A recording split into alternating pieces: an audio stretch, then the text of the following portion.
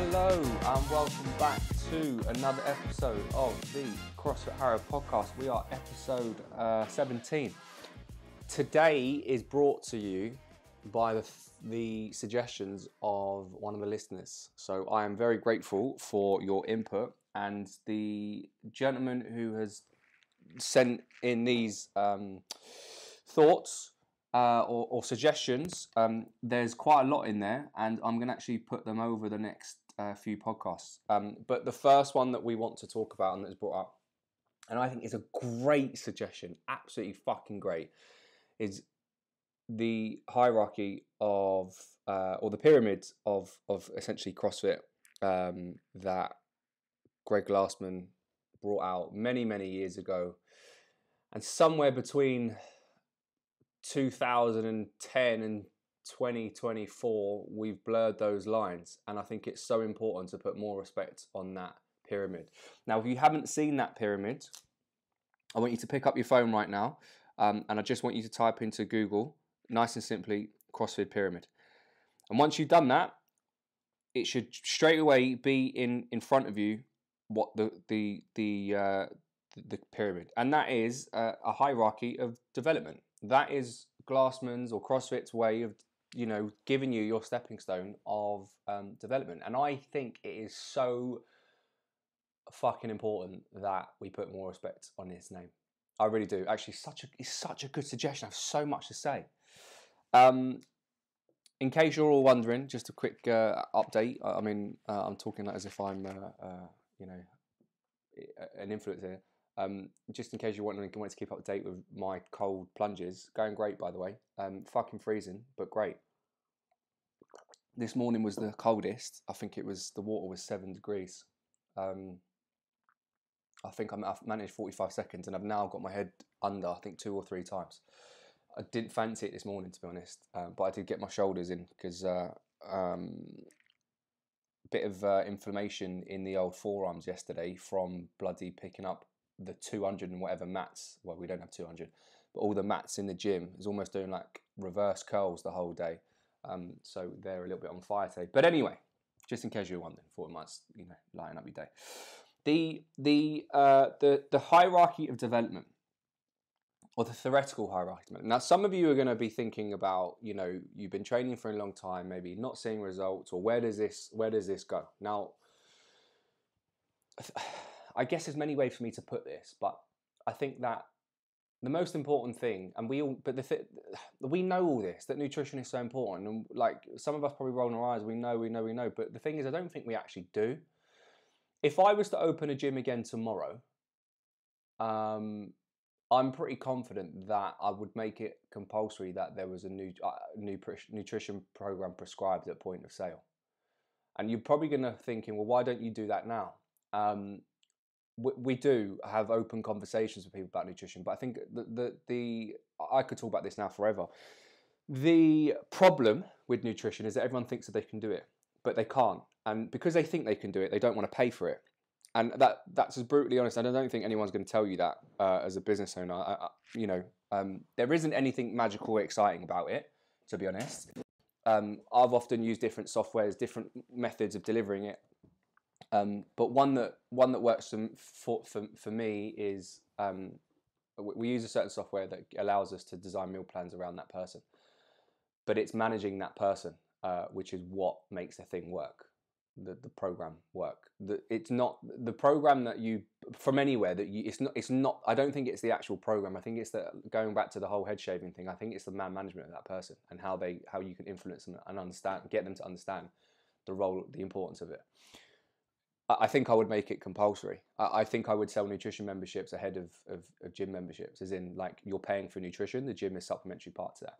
And if you look at that picture, the hierarchy, nutrition is the base of that pyramid. And if you haven't got your nutrition right, then you're going to find it very hard to climb that ladder. There's only going to be a certain amount of progress that you can make in each and every single one of those things above that, those stepping stones. But why is that? I mean, as I said, I think people know, they think they know what they're doing, or they think they want to do it themselves, and I do think it does ultimately come down that they don't want to pay for it, maybe don't see the value in it. They're my guesses. Like, I might be wrong, and for those of you that listen, please please tell me what your thoughts or what your opinions to that is. Like, why is nutrition just put to one side and we think, oh, we'll just train more? And I've said this in a few podcasts. Like, we understand the importance of training. We can all do that. You can all show me, you, your partners, your dogs, your cats, your mice, whatever, that you can train. You get to the gym 3-4 times a week. The metabolic conditioning part, you do. Excuse me. But we don't do the nutrition part enough. And I don't know why that is. I have actually recently thought, I'm not, obviously, you know that I'm not a big social media person, but I have often recently thought about just filming or recording or showing you guys like what I would eat in a day. And I'm not someone who is, six-pack chiseled on. Don't get me wrong. I now that I've reduced my weight and I've just gone back to doing what I normally do, I have reduced a lot of weight and I am a lot leaner and built a lot more muscle than I had over the last 4 years due to injury and mental games and everything like that. But it's just very, very simple stuff. But I'm prepared to eat. I wouldn't even say I'm prepared to eat the same stuff. It's not even that. It's just normal. It's the perspective. It's the mind. It's the mind. It's the attitude towards it. Is that how long can you sustain whatever it is that you're doing, right? So if you're constantly eating shit, how long can you continue to do that before you think, yeah, I want to make a change? How long do you think you could do that? And equally, on the flip side to that, if you're eating, let's say, on the healthy diet side, I hate those terms, but how long can you sustain what you're doing? How long? I don't think that. Sorry, just taking a moment to think of my next. I have so many things in my head of which angle I want to go. I don't think that many of us realise how important it is. I think we convince ourselves and we say, yeah, we do. I know, and we roll our eyes at it, and we do. But the progression that you have in that hierarchy does reflect does reflect your position. And if you're someone who's constantly battled that with for a long time, training career, what's the one thing that you've not done properly? Like, genuinely, hand on heart, what's the one thing you've not done properly? You've not fueled yourself properly for the last 20 years, 15 years, 5 years, 1 year in your fitness journey. You haven't done it. And if you have done it, you've done it for a short period of time that you've treated it as in, like, I'm only doing it for 8 weeks and then I'm gonna, I've earned it and now I'm gonna go back to how I fucking was. The people that you see, that you wish, that you aspire to look at and think, oh, they're in great shape, I want to be like that, it's not because they've done it in 6 weeks. It's because they've done it to 10, 15, 20 years. They have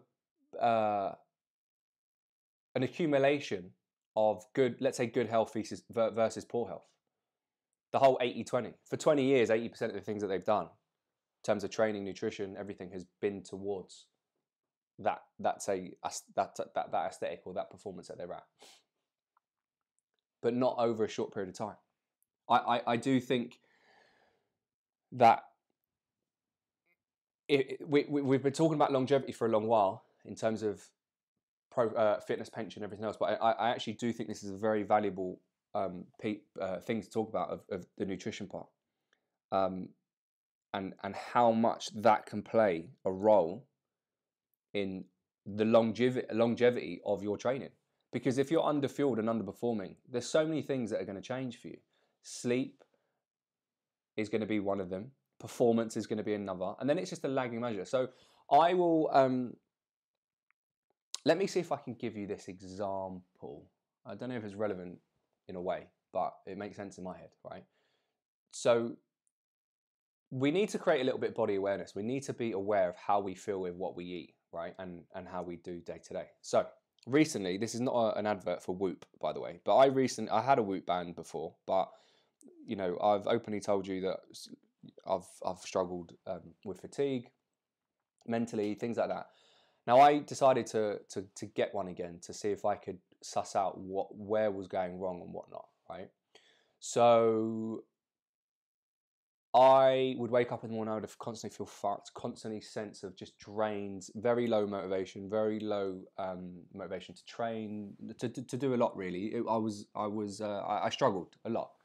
But after about, I think, 7, 8, 9 days now we're in the band, I've realised what the pattern is and what led me to do that. And I can actually tell you that, and just because I've realised that and made some changes, I feel incredible, right? But it's creating that self-awareness, and you need to do that with the nutrition and the food that you're eating, right? So if you're eating shit food and it comes to late evenings and you're hungry, well, it's because probably the amount of sugar that's in your food. If your skin is not in great condition, what is it from your food that could be flaring that up? If your joints hurt, it's probably not down to exercise, right? If you've got bad knees, yeah, okay, let me hold on. That's contradictory of things of what I've said in the past. A contributing factor is going to be possibly the things that you're doing in exercise in terms of incorrect movement, but it's actually not going to be from exercise itself. Let me rephrase that, right? But if we're not getting the vitamins and minerals that we need through our food, they're not going to look after joints, tendons, you know, internal organs, all those things. So the reason I'm telling you about the Whoop band is what I'd noticed is I was actually getting enough hours of sleep, but my stress or strain, let's say, is what they call it. The strain levels, you have an optimal performance of like what you should exert in a day. And what was happening is that I was surpassing it every day, even if I thought that I felt good, right? So they have a recovery zone, a strain kind of target. So my strain, like for today, for example, my recovery is 98%, and they're telling me that I can strain up to 20.4. I think it goes up to 22. So it's telling me that my central nervous system is ready for like stress, right? And that today is going to come through exercise. But also it measures it from day-to-day activity. So I was also in a good position yesterday to do that. But yesterday, for those of you that know, obviously the gym, we started to dismantle everything, put everything to one side, get it ready for the works was going on. Now that took my strain into the optimal target. Had I would have trained on top of that, I would have been overstraining. Then I would have gone through the pattern of sleeping, but my body would not have recovered. My central nervous system would still been pretty stressed, and today it would have had that knock-on effect. And that is what happened for maybe the last 3-4 years. This is how I figured it out. Well, this is what I think I figured out anyway. However, so yesterday, what I'd done was I just done the day at work and I didn't train. Although I was recovered and I felt I was good, I took the advice of what that data gave me and didn't. Today I woke up. There's a heart rate variability, which is the beats, I think, in between your heart beats, or the time in between each heartbeat whilst you're sleeping. The higher that is, it signifies a higher fitness level. The lower it is generally stress, but it's different for everyone. Now, the last 5, 6, 7 days, it's been really, really low. But because I've cottoned on to this pattern, today it's like, I think it went up to like 117 or 120, which is good. Obviously, I want to go as high as I possibly can.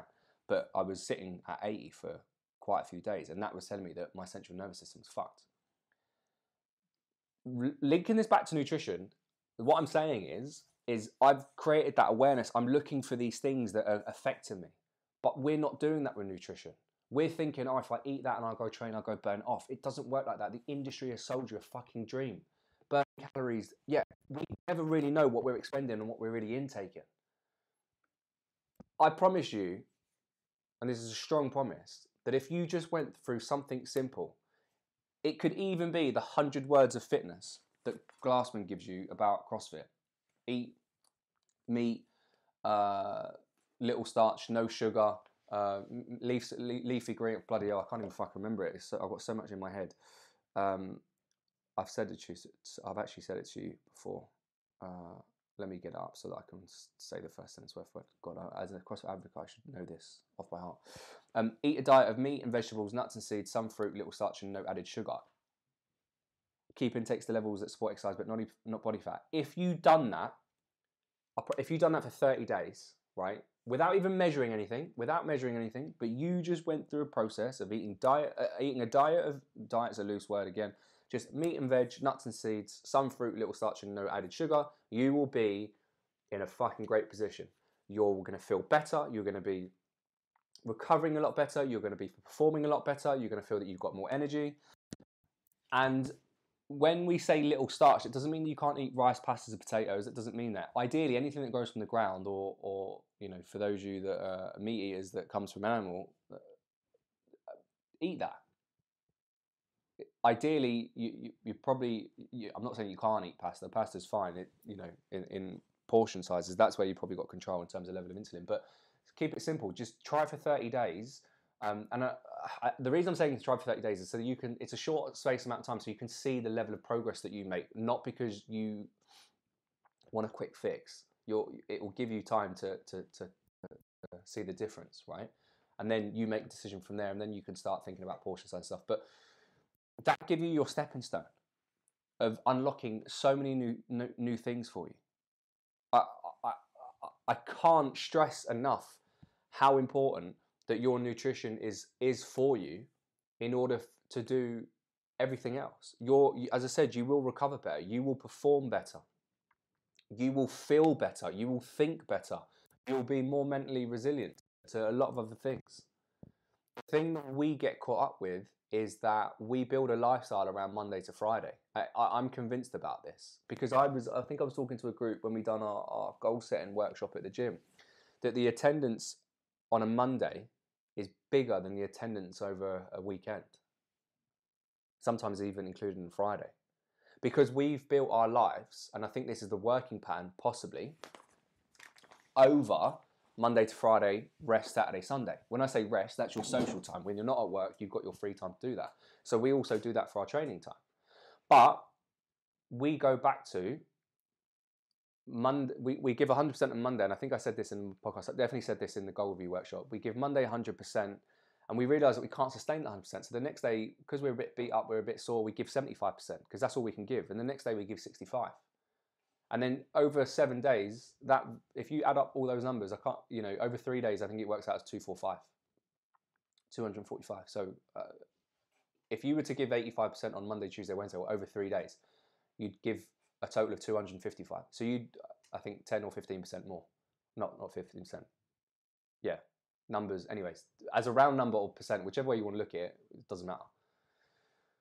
And if you've done that, and that has a compound effect, right? That accumulates over a period of time. If you just gave 85% every single day to everything that you've done, right? Everything. I'm talking even your nutrition, your training, your sleeping, your relationships, everything. You give 85%, you can sustain that.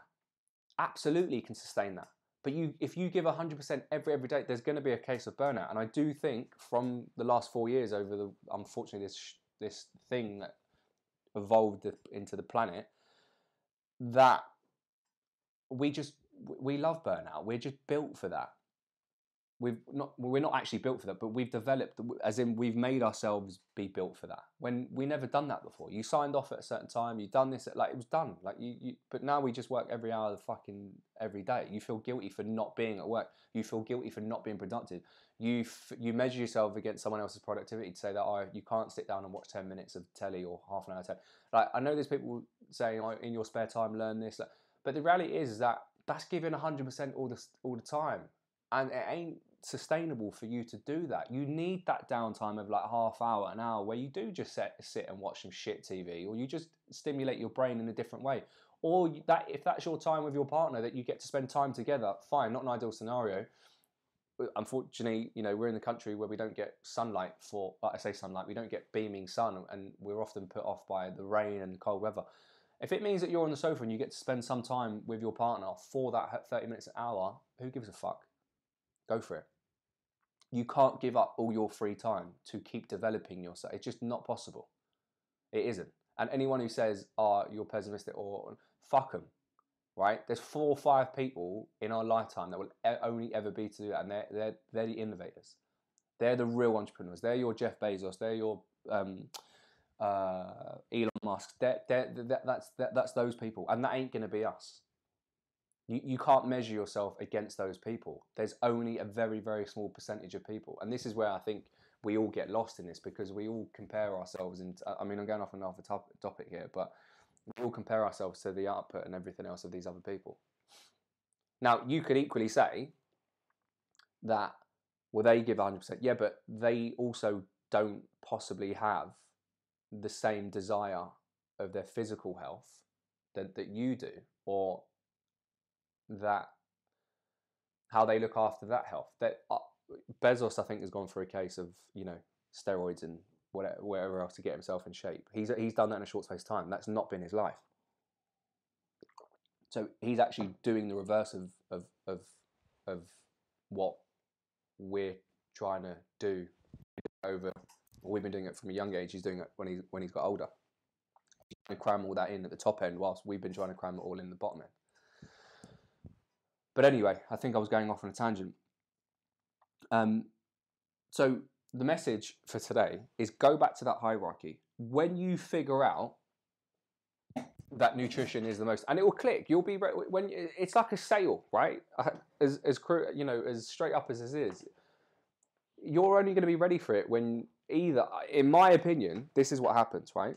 You go through a massive trauma, right? That you think you need to change something. You go through a big health scare that you need to change something. Or there was one more that I thought of earlier, and I can't remember. Something along the lines of, like, this is absolutely your last resort for your own happiness. It's one of those, that's for me when you're actually ready to do those things. Like, you've completely had enough, and you've got the action and execution to do that. Because a lot of us talk, yeah, nutrition, Monday I'm going to eat, but yeah, but don't follow up on it. We talk shit. We like to tell other people that we're doing something about it, but we're actually not doing something about it. Now, the thing is, there's no measurement to this, right? The measurement is just made in place by the fitness industry. You can, there's no right or wrong here. My point is, what I'm trying to get at is, if this is one of your barriers that is preventing you, if you're stuck in your training, you're stuck somewhere in that whole fitness, look at what it is that you're consuming with nutrition.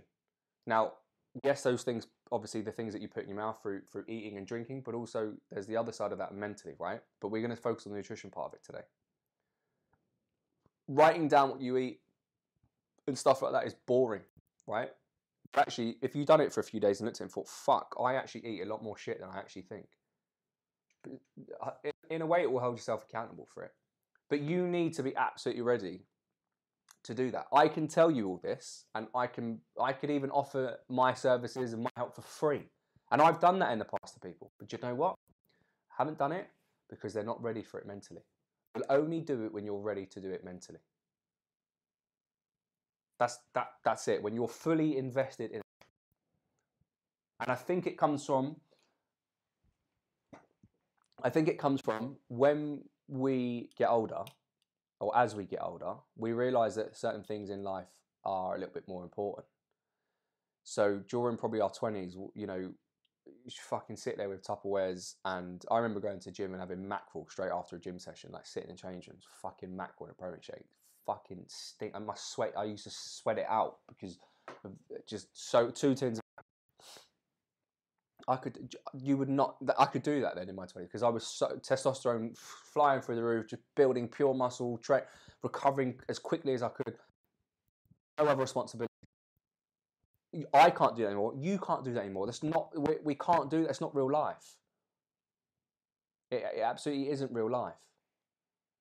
You've got to find that system for you where you're actually available to do it every single day, like regardless. But it's a change in mindset. Absolute change in mindset. You have to have that change in mindset. You can only do it when you're ready, but it has to be your change in mindset. You have to come away from, oh, if I eat this, I've got to exercise more. And I could count on one hand. No, I could. If I had if I had a penny for every time someone came to my gym and trained an extra day because of something they'd done the day before or in that week, I probably would be sitting in a Ferrari on the beach. Well, no, you wouldn't sit in a fryer on the beach. I'd probably be sitting on an island and calling a waiter to come over and give me maybe a beer, or like fan me down because it's too hot. The amount of times people have gone out for a drink on a Friday night, come in Saturday morning, sweat it out. Saturday night, gone out for drink Sunday. The amount of shit I got, I've had a lot of client meetings, so I'm going to do an extra session. Today's my 6th day. Well, no, I can't express it any other way, people. You fucking shown me, and you've shown yourself that you have the energy, the discipline, maybe too much of a strong word, to train. But the extra time that you get, and this goes back to me saying a few weeks ago about why it's so crucial to actually look back at your training and think, actually, could I do a day less and gain more? Absolutely. If you took a day less of training, you could gain more because you could organize that thing. Nutrition isn't hard. It's not hard once you've got that mindset, the change of mindset of you're looking at it from a different perspective. But if you're looking at it from the mindset of I need to burn calories, I need to do it, then you have a problem. And I think it also very much depends on your relationship with food. A lot of it is just a learning curve, and for all of us, I do speak sometimes, I would say without thinking, with just what just rolls straight off my tongue. So I hope I'm not offending anyone in what I'm saying. It does play a big relation down to a relationship that you have with food, and as I said, a lot of these things do come from traumas or things that happen in the past. So if we can identify those things, and you can help overcome those, then you're going to have a better relationship with food. Food doesn't have to be that you have to reduce and eat things that you don't like to eat. You want to eat things that you absolutely enjoy eating. You equally have to reduce the food that you enjoy eating that's not good for you. On a day-to-day basis, I will still have bagels, I will still have rice, I will still have pastas, I will still have chocolate, things that are deemed like not good for you. It's not possible for you to have 400 grams of protein, 800 grams of carbs, and 20 grams of or 200 grams of fat. Like, there is absolutely targets that you can say, right, look, mate, I need you to have between 120 and 150 grams of protein per day. That's your target. Once we establish that target, then we need to look at the carbohydrate intake. Absolutely. And if you're listening to this and you want to actually take some action about today, there's 2 things that you could do. One is email me in the struggles that you're having, and I will give you my advice and what I think you should do. No fee to that, no strings attached, nothing. It's purely help, right? I will. That's my word. I will give you the information that you need. If you can do it, perfect. You don't need me, right? But if you do it and it's not working or something you're struggling with, then we can talk more about how we can help. But you can have the information, everything for free. Secondly, if you don't want to email me, then do one of 2 things. Either find out how much food that you should be having, right? And focus on trying to have 4 meals divided over those values. Or very simply, the probably better solution, just for a couple of days, is focus on getting that protein target. Now, it's kind of having a moment, this protein target. They used to tell you carbohydrates kept you fuller for longer. No, actually, the protein source does, and it helps, obviously, in terms of muscle building. But for ladies, you probably want to aim to have between 100 and, this is loose guessing, right? This is just an average, 100 to 120 grams of protein, which if we're having 4 meals a day, it's probably, it's going to be around 30 grams of protein per meal. Gents, you're probably going to be wanting, again, this depends on your size and height, between 120 to 150 grams of protein per day. That's what I would do coming off the back of this podcast. If you're not prepared to do the eat meat, little seeds, no starch, eat greens, seeds, eat meats and greens, little starch, no sugar. If you don't want to do that, there's so many choices there, and I think that also might be a problem with a lot of this, is that there are a lot of choices. You just have to do one and stick to it, right? The same way that you picked CrossFit as your training method, there were so many other training methods you've done in the past, but you picked one and stuck to it. It's as simple as that. I hope that you found this information valuable. There's probably a lot more that I can say, but I don't want to overwhelm you with too much information, and I feel like I go off track with a lot of things. My mind, as you know, works in very, very strange ways. I'll always bring it back round to nutrition, but I want to keep the focus around something that's realistic for you, and that you can take away from. So I think as a whole, even with the industry, I think we need to put respect back on that hierarchy and the role of nutrition. Unfortunately, I do think that over the last 4 years, it's just been thrown around very loosely, and everyone seems to be a nutrition expert or a body transformation coach online. I'm not claiming, or I never claimed to be one of those at all.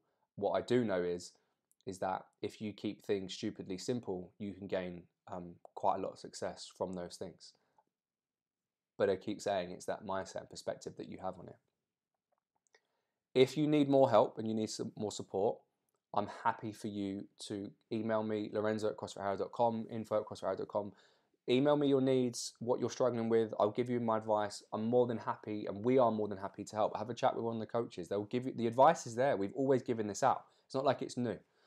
It's always there. Take us up on that offer, because we would want nothing more for you to be in a much better position in terms of your health, in terms of mentally and also physically.